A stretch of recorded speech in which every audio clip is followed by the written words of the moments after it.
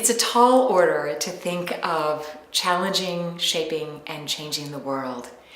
And Marymount has opened my eyes to the Catholic Church.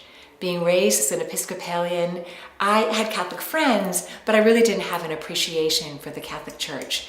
And so the first thing I want to say is that I've really been sensitized to the incredible contributions that the Catholic Church has made in history and continues to make. And I was excited to follow what was happening with the new Pope, as true Catholics were. It's really been an inspiring time for me recently, but in the 10 years that I've been at Marymount, to really grow to appreciate and love parts of the Catholic Church. And I've tried to educate my friends who are not Catholic about that, to really have an open mind and an appreciation.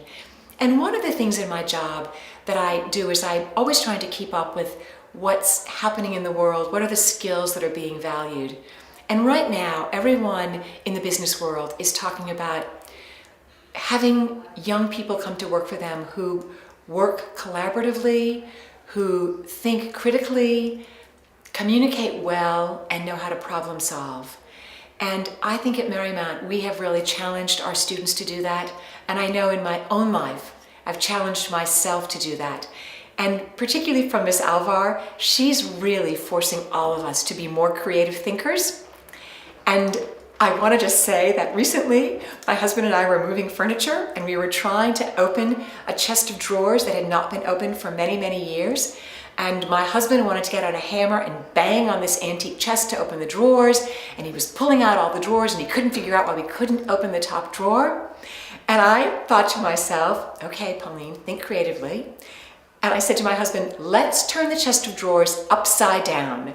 And he looked at me like I was a nutcase, and he said, really? And I said, really, let's turn it upside down and see what happens.